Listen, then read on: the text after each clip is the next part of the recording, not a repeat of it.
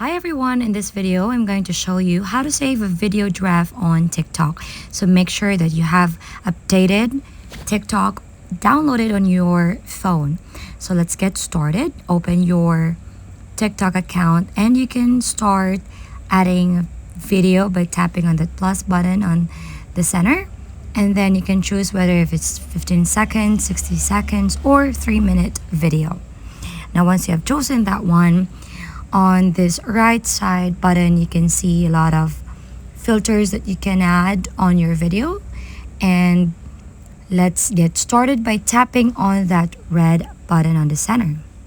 So once you are starting now to film, for example that one, all you have to do is just to tap the check mark on the bottom right. If you're done, click next, and then you will be able to see there the option drafts.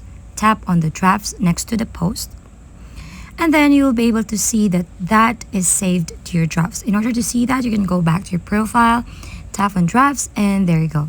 You'll be able to see all of your drafts, and you may continue editing them and post it. That's it. If you find this helpful, don't forget to give it a like and subscribe.